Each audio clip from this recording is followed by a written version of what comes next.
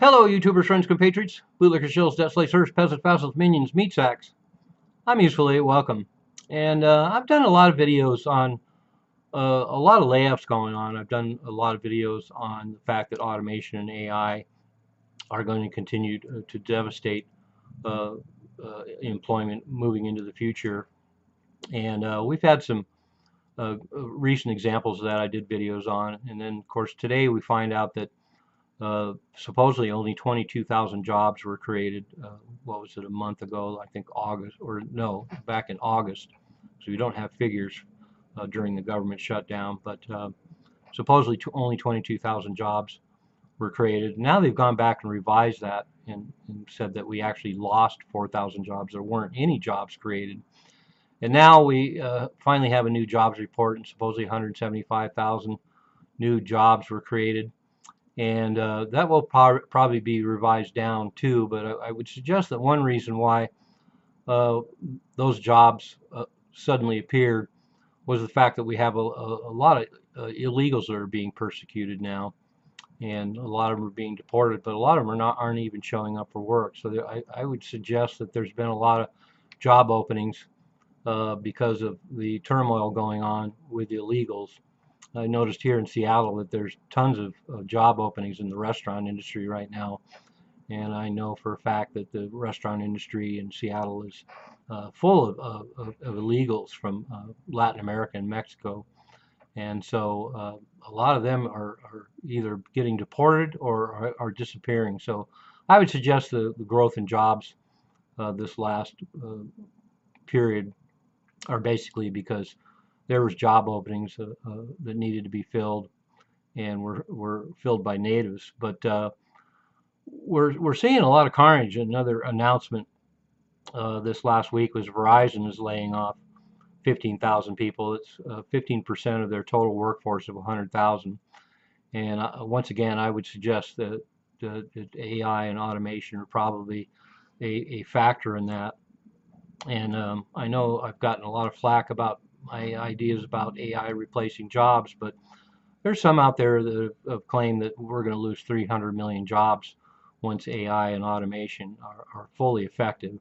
And granted, there's a lot of things that AI and automation are not fully equipped to do right now, but it's only a matter of a handful of years, 2, 3, 5 years, when the capabilities of AI and automation will be unlimited. And so I put forth the fact that we're going to continue to see attrition, and it's going to build up speed. And in fact, 655 American companies filed for bankruptcy in 2025 so far, and we're only partially through the year. 2024, 687 American companies filed for bankruptcy.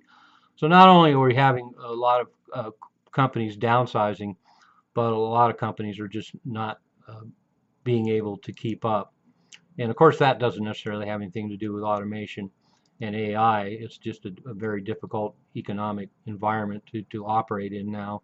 And tariffs have some to do with that. I think it's overrated how much tariffs have to do with that. I think right now it's just inflation. Inflation is really hurting a lot of small businesses, particularly, and so no surprise there. But there's a lot of layoffs going on out there that are not in the media, not in the radar. Chegg laid off 45% of its workforce and came out and said that it was because of AI. YouTube is now offering buyouts to their employees. Target eliminated 1,800 corporate jobs. GM eliminated 1,700 corporate jobs. Paramount eliminated 2,000 corporate jobs. Salesforce eliminated 4,000 corporate jobs. Klarna eliminated 40% of their workforce. Accenture uh, laid off 11,000 people, and Lufthansa laid off 4,000 people. And so that's a lot of layoffs, and that's a broad spectrum. And a lot of them point out the fact that it's due to AI. So this environment of layoffs, because the economy is fundamentally has a lot of issues, and they've been papered over for a lot of years, but they're surfacing now.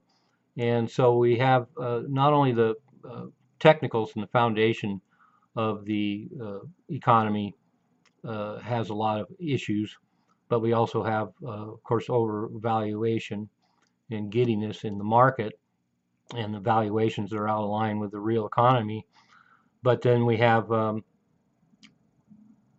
this move forward, and the integration of AI and automation is going to continue to have a big effect on employment and just labor in general moving forward. Goldman Sachs even themselves said that 12,000 software engineers are going to be um, uh, not needed moving into the future, and that's just for Goldman Sachs Bank. And they pointed out that AI is going to help them eliminate 12,000 software engineers. And if you look at the amount of software engineers employed throughout the United States, if a lot of them, if not most of them, can be replaced with AI, and the entire tech industry is not able to absorb all these new graduates coming out that want those kind of jobs, then the economy is going to continue to erode more and more. And I think we're going to find a lot of times they're going to admit that the fact that AI and automation was why they're making these changes, but in a lot of cases they're going to use code um, that they're just trying to make their companies more efficient and adapt to the new economic environment. I see that all the time. But another thing to remember too is that um, I read an article that pointed out something really interesting, and that's the fact that when you look at these layoffs, they only count fully employed, full-time employees who are under contract to these companies. But a lot of these companies that we talk about use part-time employees and contractors. And so when layoffs are done with part-timers and contract employees, they're not really counted in the layoff numbers. And a lot of these layoffs go on, and they're not even reported in the media, and they're not part of the official numbers of a company. And so they're called shadow losses. And apparently between last January and this past August, 13.8 million of these part-time contract workers have been laid off. And so that's a 800-pound gorilla in the room when we're talking about layoffs. And granted, in the case of part-time and contracted employees, they're not necessarily going to be replaced with AI or automation, although I'm sure it's a factor in a lot of cases. In this case, it is companies just tightening their belts and trying to become more efficient in adapting to this new economic environment. But that said, I think it's important to note that the number of layoffs going on is probably far greater than what we see in the media. And a lot of these layoffs, like the one recently at Amazon, and then of course the one at UPS, 48,000, they grab the headlines, and those are massive numbers to lose in a fell swoop. But when you look at the fact that between January and August this last year, 13 million were laid off that don't even get into the media. There's a lot of things happening in the economy that we can see, and there's a lot of things happening in the economy that we don't see. As the classical economist Bastiat said, we have to see the seen and the unseen. I'm a useful idiot. Don't you be one too.